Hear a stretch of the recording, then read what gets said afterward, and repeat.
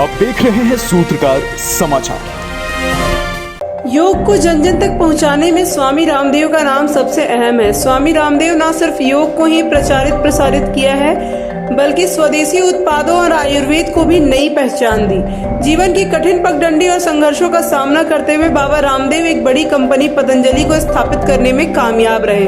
करीब 3 दशकों के संघर्ष के बाद पतंजलि बड़ी बहुराष्ट्रीय कंपनियों के समक्ष खड़ी हो गई है और आने वाले समय में फूड प्रोसेसिंग के क्षेत्र में अग्रणी कंपनी बनने की राह पर तेजी से आगे बढ़ रही है। मौजूदा समय में पतंजलि समूह की कंपनियों का सालाना टर्नओवर 50,000 करोड़ से अधिक है और अगले 1-2 वर्ष में यह समूह 1 लाख करोड़ रुपए की कंपनी बन जाएगी। पतंजलि समूह के उत्थान की बाबत बाबा रामदेव ने कहा कि हमारा मकसद देश और समाज निर्माण का है। यह कंपनी किसी एक व्यक्ति की नहीं बल्कि ट्रस्ट की है। पतंजलि का मकसद देश के लोगों को अच्छी और गुणवत्ता वाली चिकित्सा मुहैया कराने के साथ ही भारतीय परंपरा की अच्छाइयों से देश और दुनिया को रूबरू कराना है। उन्होंने कहा कि आयुर्वेद के क्षेत्र में पतंजलि का योगदान किसी भी संस्था से अधिक है। पतंजलि में बनने वाली दवा आधुनिक लैब में काफी रिसर्च के बाद बनाई जाती है।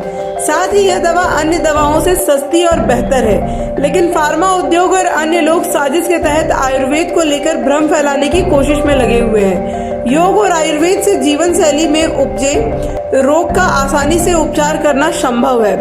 यह भारत की सनातन परंपरा का हिस्सा रहा है। देश के 70% लोगों का भरोसा आयुर्वेद और योग पर है। स्वामी रामदेव ने कहा कि अभी हमें बहुत काम करना है और इस काम में देश के लोगों को सहयोग देना होगा। साथ ही हमारी कोशिश शिक्षा में भी भारतीय परंपरा को आगे बढ़ाने की है। इस दिशा में पतंजलि काम कर रहा है और आने वाले समय में भारतीय शिक्षा बोर्ड के जरिए इसे पूरा करने की कोशिश जारी होगी।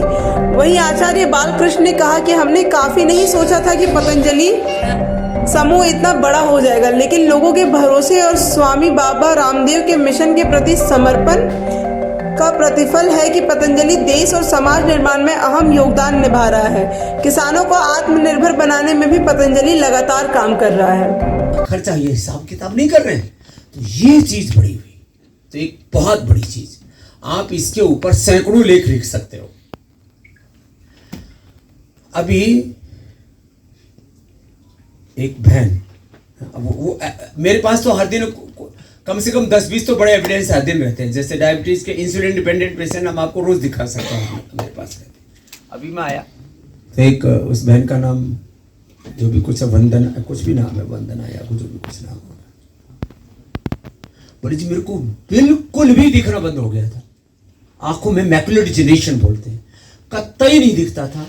जब यहाँ रही मैं 10, 12 या 14 दिन रही थी वो, तो मेरे को 25% दिखने लग गया था। मैं 1 साल बाद आई हूँ, अब 100% मुझे दिख रहा है। एम्स, पीजीआई, मेदांता, सबके डॉक्टर्स ने बोल दिया था आप इस जन्म में तो आप देख नहीं सकते, आपका मैकुलर डिजेनरेशन हो गया, आपकी you can not rejuvenate your eye sales.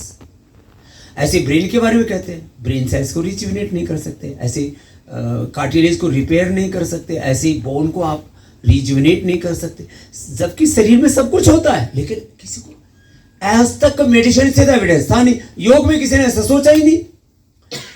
तो सेल्स को रिपेयर और रीजुविनेट करके डिजीज को क्योर करना, क्योंकि जब सेल्स रिपेयर होंगे, रिजुविनेट होंगे, तो ऑटोमेटिकली चाहे वो लीवर है, किडनी है, लंग है, अब इसमें तो सारी बीमारियां आ गई ना एक 2 वाक्यू में।